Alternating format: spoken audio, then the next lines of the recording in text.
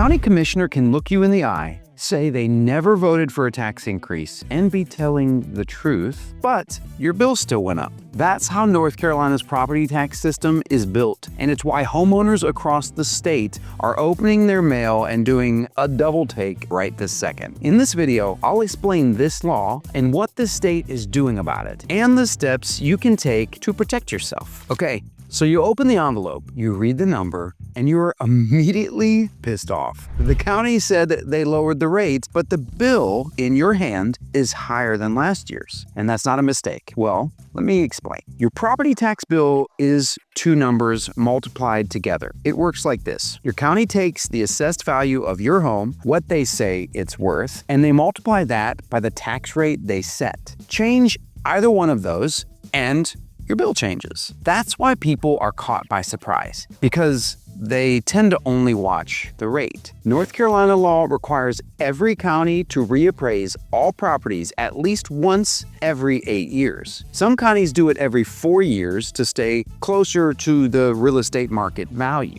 Wake County is moving to a 2-year cycle. So when you space those evaluations out, you get years of appreciation that frankly never shows up in your bill. Then 1 year, the county catches up all at once. That's what happened in Forsyth County right here in Winston-Salem. They did this full reappraisal in 2025 and values came in higher across the county. Some neighborhoods saw jumps well above others. My own assessed value went up about 60%, but my bill only went up about 20%. See, that's the gap that freaks people out, and I gotta be honest, I get it. It's kind of jarring, but here's what's important. Those two numbers being different is the system working exactly as it was designed. And keep this in mind, when we get to what voters are being asked to decide this November, because the amendment on the ballot only makes sense once you understand why that gap exists. So, let me finish explaining the system before we get to that. Guilford County, which covers Greensboro and High Point, went through the same thing this year in 2026. Their reappraisal corrected properties that had been sitting probably well under value for years. Homeowners opened those notices and saw sharp jumps before the county even sets their new rate. But that's only part of it. A lot of my clients have never heard of what happens after the reevaluation, and that's where the real frustration comes from. So let me explain it right now. After every reevaluation, your county is required by North Carolina state law to calculate something called the revenue neutral rate. And this is an NC state law requirement. It's the rate the county would need to charge to collect the same total they collected the year before. They have to calculate it and they have to publish it, but they do not have to use it. Of the counties that went through the reappraisals that year, most set their rate above the revenue neutral number. That means most counties collected more total money while being able to say they lowered the rate. That's their move. Now, I sat down with the county appraiser and asked him to walk me through how he reached my personal assessment value. And he told me he was comparing my home to new construction homes on my street. Let me tell you, a new home and a 4-year-old home,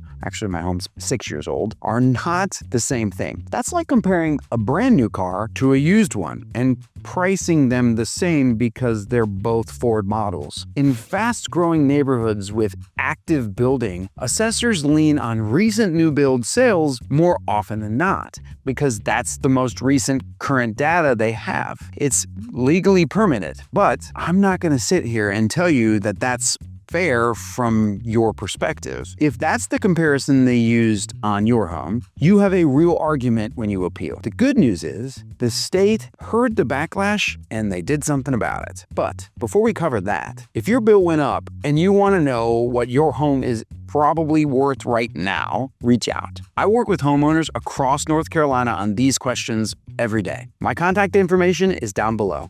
Okay, back to it. The complaints were loud enough that something moved in Raleigh. What they landed on goes further than a policy tweak. It's a question they're pulling directly to voters. Back in December of 2025, NC House Speaker Destin Hall formed the House Select Committee on Property Tax Reduction and Reform. See, they met, looked at reevaluation practices, whether to cap how fast local governments can grow their tax collections, and relief programs for seniors and veterans.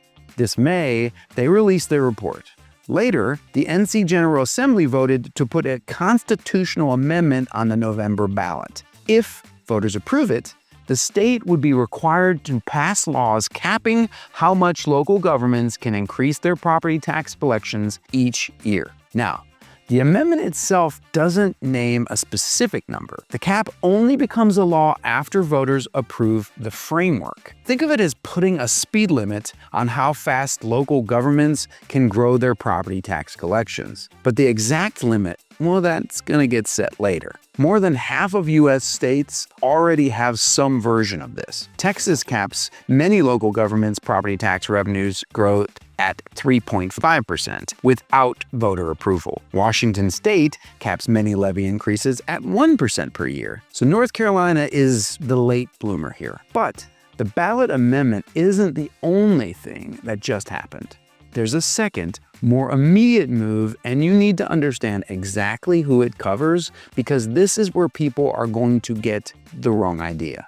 In June 2026, the governor signed Senate Bill 889, the Property Tax Reappraisal Moratorium. In plain terms, it hits pause. See, the counties it covers have to set aside their new reappraisal values for now and keep using the prior values for the 2026-2027 tax year. The new values won't kick in until 2027-2028. So, for the homeowners it applies to, that's immediate breathing room. Here's the deal though. This only covers a specific group of counties. The ones whose reappraisals took effect January 1st, 2026, that's about 9 counties statewide.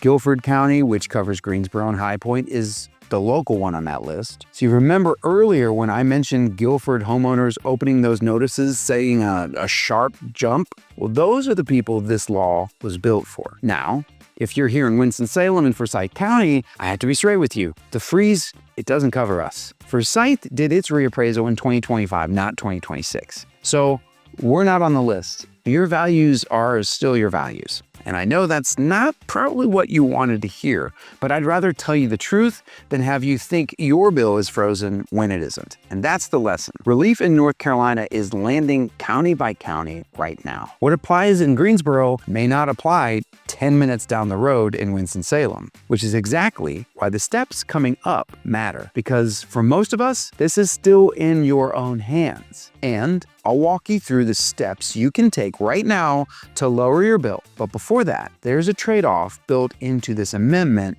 that most coverage skips over, so let's cover that first. So given how strongly homeowners reacted to these bills, this amendment will likely pass. But before you vote, you deserve the full picture. Protecting homeowners and constraining local government aren't two separate things here. And the second part has real consequences. North Carolina ranks around 43rd nationally for average teacher pay, well below the national average. Counties cover a big chunk of local school funding, things like teacher salaries, supplements, and school construction, and property tax is the main flexible revenue source counties have to work with. A cap on how fast property tax collections can grow is a direct cap on how fast counties can increase school funding. Unless the state fills that gap from somewhere else, which it may or may not do, this amendment makes it harder to close the teacher pay gap. And hey, I'm not here to tell you how to vote. At the end of the day, it's your decision, but you should know what you're deciding on. Both of those outcomes are real and both happen at the same time. So go into that voting booth with your eyes wide open. That vote in November is only one part of this though. You don't have to wait that long. There are things you can do right now. So let's go over that. I've been seeing a lot of homeowners walk away from a reevaluation feeling like this decision's already been made for them, but that's not true. Here's what I'd do if I were in your shoes. First, you can appeal your assessment. You're not arguing that your bill feels too high here. They don't want to hear that. What you want to argue is that the county's number doesn't match what your home could actually sell for as of the reappraisal date. That's what the appeal process is built for. For Forsyth County homeowners, the appeal process starts with an informal appeal, then moves to the Board of Equalization and Review if needed. Guilford County ran a similar process for their 2026 reappraisals